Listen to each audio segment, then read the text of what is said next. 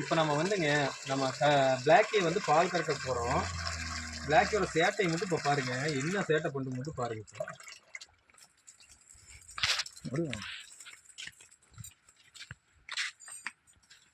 இப்போ பால் கறக்க போகிறோங்களா, பார்த்தீங்கன்னா உங்களுக்கு விடாதுங்க.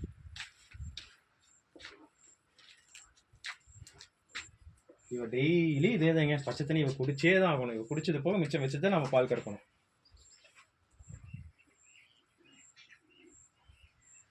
ஆனால் இவ பண்ணுற சேட்டை இருக்குங்களே, சேட்டை ஐயோ ஸோ அப்படிங்கிற மாதிரி இருக்குங்க. பால் கறக்க நம்மளுக்கு ஒரு வாசனை பிடிக்கும். பிடிச்சிட்டு தான் பால் கறக்க கொடுக்கும் தெரியுமா.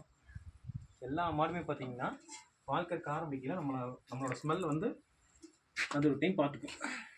இது நம்ம ஓனர் தானே.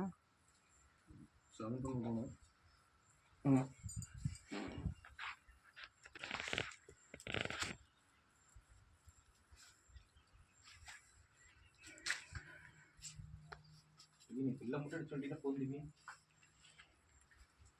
இந்த 3க்கு ஸ்பாட்டில் ஒரு தட்டு ஒரு 4 கட்டை எடுத்து நறுக்கி வச்சு போயிட்டுன்னா அவன் நைட் போட்டு இருந்து போயிடும்.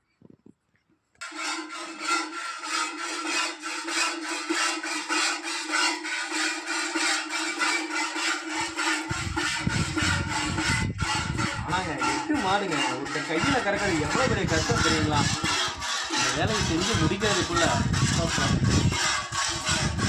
என்னதான் கறந்து என்னதான் பண்ணாலும் பாலுக்கு உண்டான அந்த உழைப்புக்கு உண்டான ஊதியம் இல்லைங்க இந்த தொழிலில்.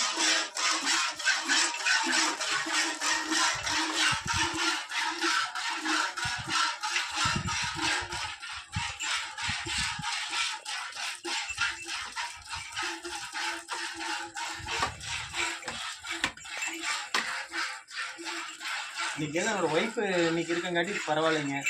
ஏதாவது பில்லு வெட்டிட்டாப்புல பில்லு இப்போ போய் தூக்கிட்டு வந்துடும் அப்படிங்க. இந்த மாதிரி கூட ஒரு ஆள் இருந்துட்டா வேலை செய்யல ஓரளவுக்கு பரவாயில்லாமல் இருக்குங்க. ரொம்ப கஷ்டமான வேலைன்னு சொல்கிறேன்னா இல்லை, சாணி வலிக்கிறதும் இந்த பில்லு செம்மந்து வெட்டிக்கு கொண்டு வரதும் தாங்க ரொம்ப கஷ்டமான வேலைங்க. இன்றைக்கி தான் என் ஒய்ஃப் பிஸியாக இருக்கங்காட்டி அந்த வேலையை அவங்க பார்த்துட்டாங்க.